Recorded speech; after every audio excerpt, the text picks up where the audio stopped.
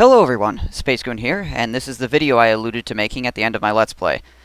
In this video I'm going to cover several topics. Firstly, my personal opinions about the game.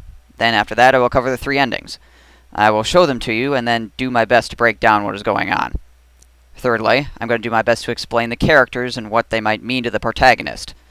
I also want to bring up stuff that I missed in the Let's Play, along with any Easter eggs worth mentioning. Once that's all done, I'll give my final verdict on the title. Of course, as you may have guessed, pretty much everything in this video is going to be my opinion. I did not sit down with Jasper Byrne and ask him what the hell is going on in his game, so you're going to have to take everything as you will. Before I go any further, though, I should let you know that there will be spoilers. I mean, I did just say I was going to talk about the endings, so duh. And if you don't want to know, then you should stop watching. Okay, so now that that stuff's out of the way, let's get into it.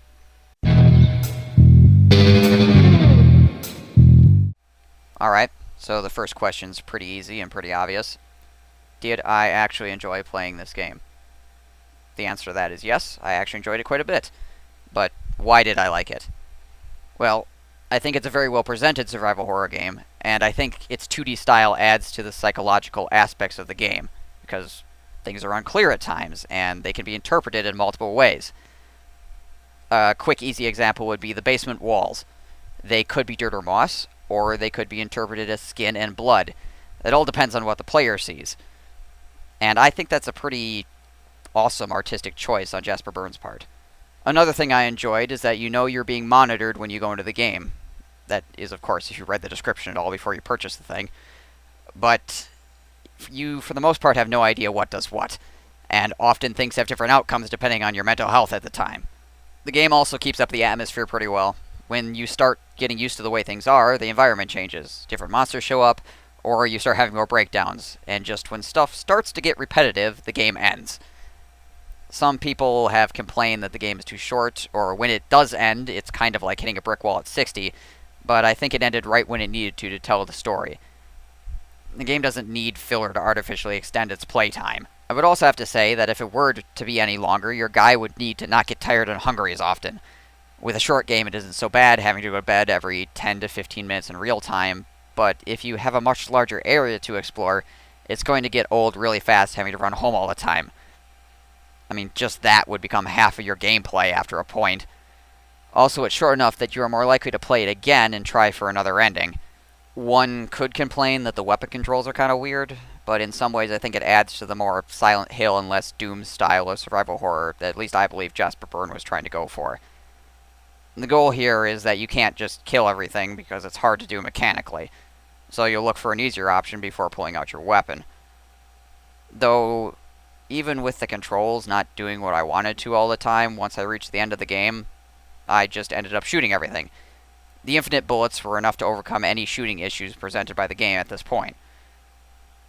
Now, the obvious problem with this happening is that being able to kill your enemies easily makes you feel safe, and in survival horror, you don't want the player feeling safe. Unless, of course, you're about to drop the hammer on them. Thankfully, though, the game ended shortly after that point, so it didn't just end up becoming some kind of strange, side-scrolling Monster Hunter game. The real gripe I have, though, is sadly like most choice-driven games, you can pretty much tell what at least one of the major deciding factors will be for your good versus bad ending.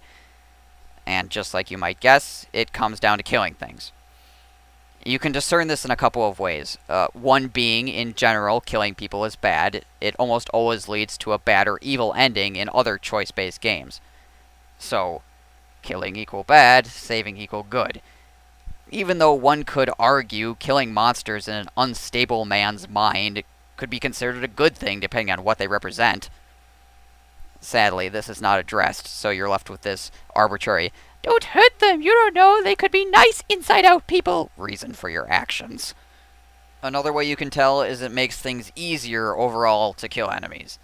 Keeping them around just means when you backtrack, they'll still be there, and it takes more time to get around them. So obviously, the harder thing to do gives you a better ending. It's almost as bad as having a question that is red or blue highlighted as far as subtlety goes. You know what's going on.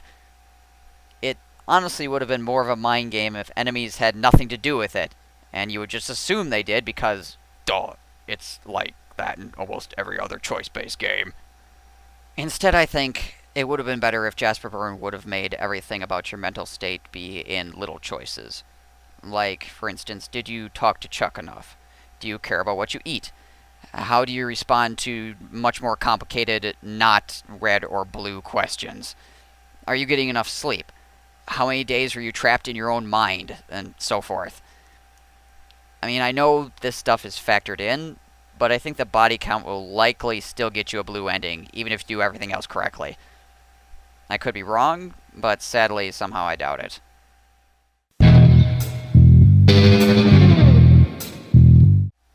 Alright, now seems a good time as any to talk about endings. There are 3 endings. Green is the good ending. Everything, well, not everything hunky-dory, but it's the good ending. The blue ending is the wrong, do it again style ending. And then the red ending is the what the hell, man, you just ate rats and thought things were going to be fine ending. I think people are most likely going to get the blue ending, much like I did. This is, of course, if they care about their guy at all and are actively trying to keep him sane. But, of course, if you're not really paying attention to the body count side of things, you're going to just kind of glob into the middle, and you're not going to get the good ending. I feel that you kind of have to try to either get the red or green ending. I could see someone getting the red ending if they didn't know sanity was a part of the game, but otherwise you really have to go off the deep end to get that one. Okay, before I actually show you any footage of the endings, I want to try to explain why you're in this nightmare world to begin with. So what I believe is going on is that your guy's in a hospital. Either mental or regular health, I'm really unsure. But it is sometime after an accident. So I'm not sure if you were part of the accident and in a coma, or if you're just driven into your mind by the death of her. Either way, I think the way the story plays out is quite interesting. Okay, so with this knowledge, let's proceed to the red ending.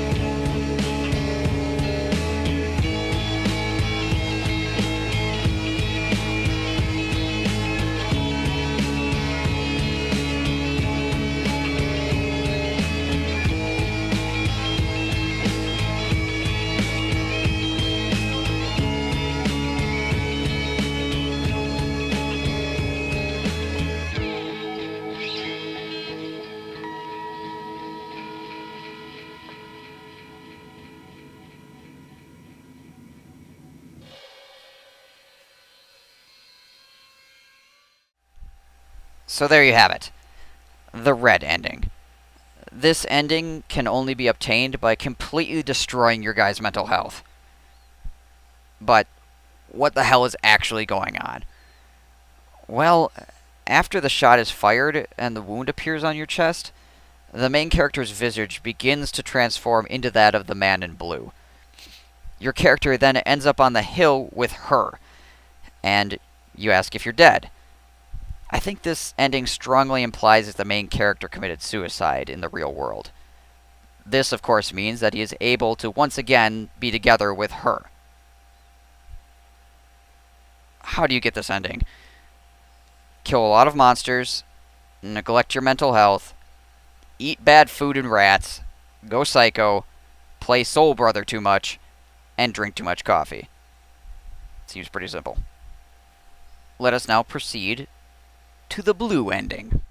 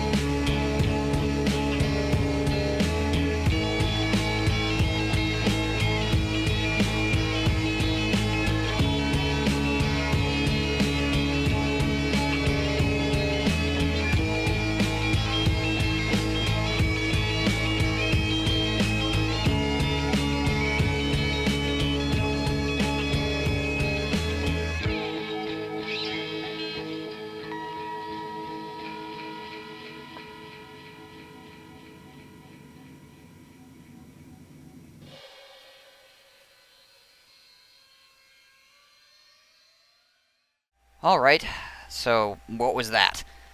Obviously, it's very similar to the red ending.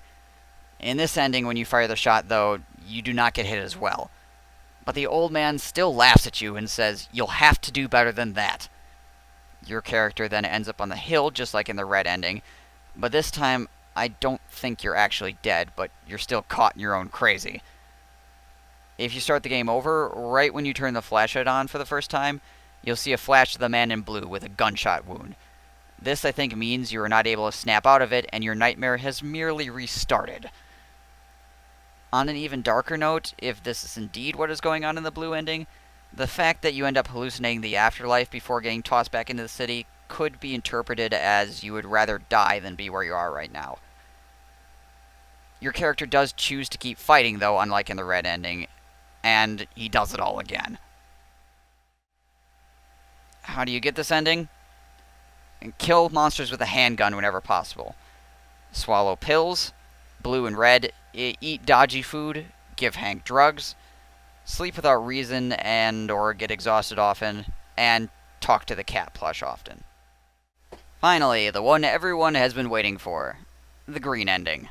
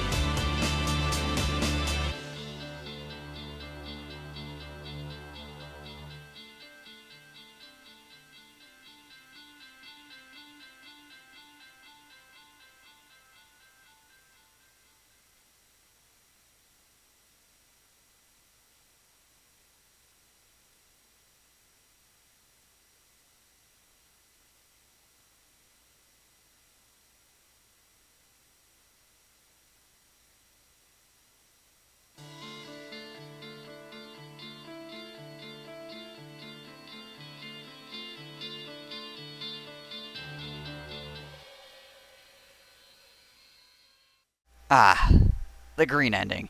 The ending that actually answers some freaking questions.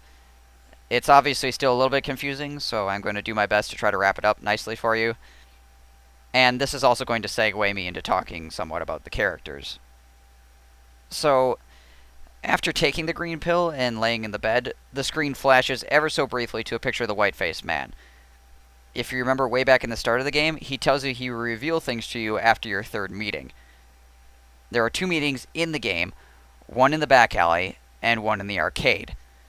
Sadly, the second meeting is not in my Let's Play due to the sound not working for some reason, but I do talk about it afterwards. I think the white-faced man represents what you know to be reality.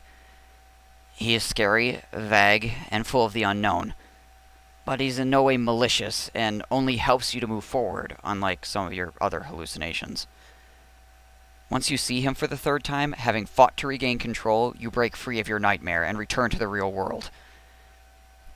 Sadly, for your character, the real world is that of a hospital bed, with what is most likely her dying on it.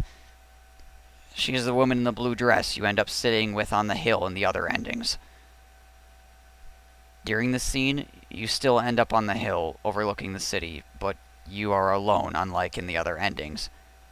The hallucinations are over, and you are walking in the real world.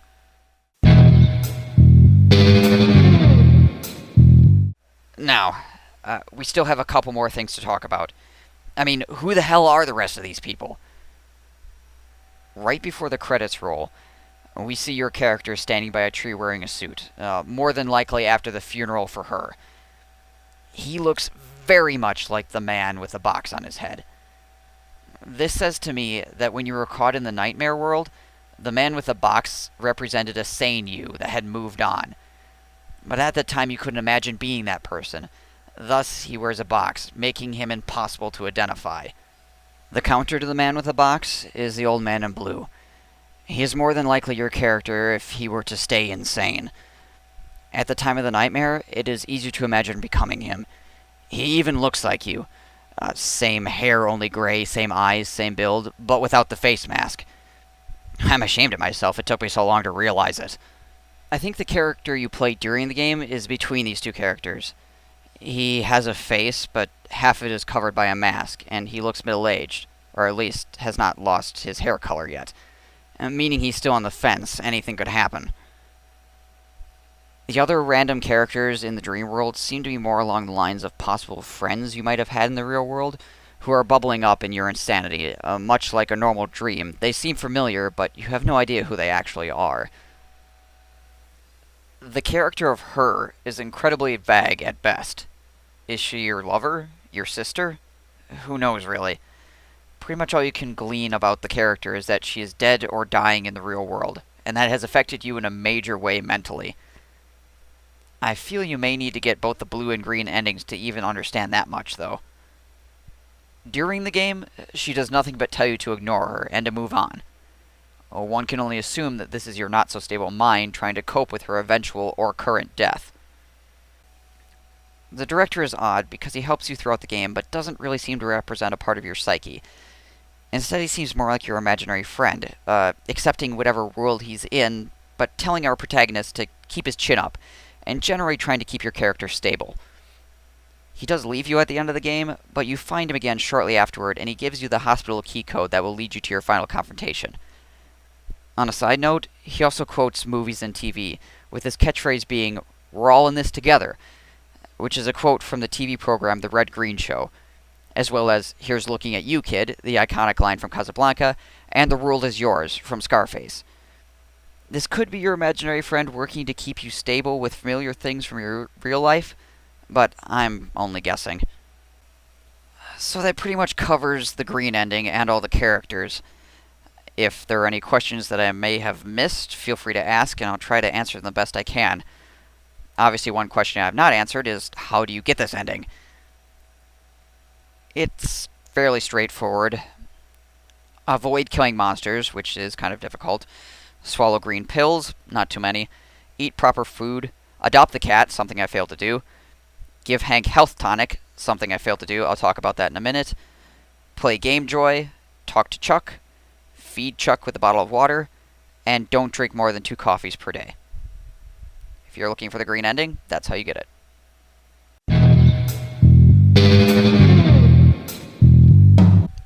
Time for some Easter eggs. Okay, so if you look around online, you're going to find a lot of possible Silent Hill references in Lone Survivor. But I personally think there are only 2 that are direct references. These would be the pocket flashlight your character wears, and the key in the soda can in the alley. Otherwise, I'm really not sure if Jasper Byrne was actually making a reference, or if he just happened to make something that seems kind of similar to something that occurs in Silent Hill. There is a non-Silent Hill related reference in Lone Survivor, and it has to do with Chuck the Plant. Chuck the Plant is a reoccurring joke in LucasArts games, and he first appeared in Manic Mansion. Another Easter egg in Lone Survivor is the arcade. All of the games in the arcade are actually games created by Jasper Byrne. The first one is Soundless Mountain 2, which is a demake of Silent Hill 2 that he created. Soul Brother, which is a 2D puzzle platformer. Zor, which is a randomly generated Zelda mashup wizard shooter. And Lone Survivor itself. After the arcade, I really don't know of any more Easter eggs, so I'm going to end our Easter egg hunt here for now. Before I go to my final verdict, I want to bring up the 2 big things that I missed during my Let's Play. As mentioned earlier in the green ending segment, you can give Hank the health tonics. If you do so, he'll start to show improvement, and one could even speculate you are able to cure him. The other big thing I missed was to adopt the cat. I did manage the first part, but then missed the other 2 locations, sadly. One is in the street outside of the apartment. If the cat is not there, you just need to sleep and come back. Once that is done, it will show up at your window. Feed it, and it will come inside. After it's inside the apartment, you can continue feeding it to become better friends.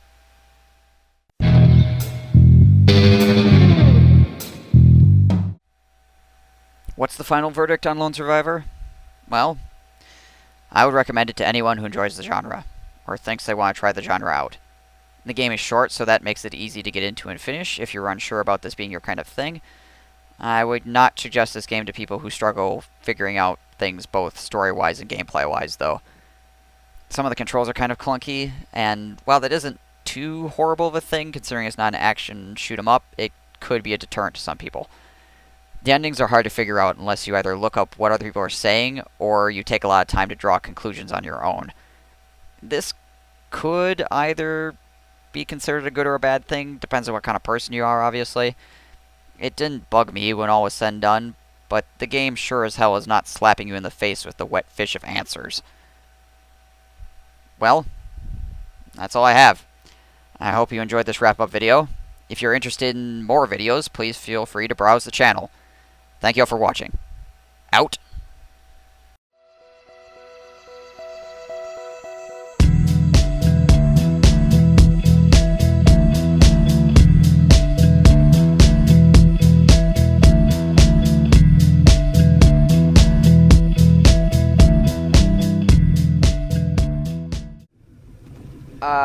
Shall we do a social experiment? I think we shall. Alright, you thing. Suck it. Suck it. Oh, he's taking a lot of bullets. Okay, well that wasn't as bad as I thought it was gonna. Oh, fuck. Oh, fucking shit. Now it's faster.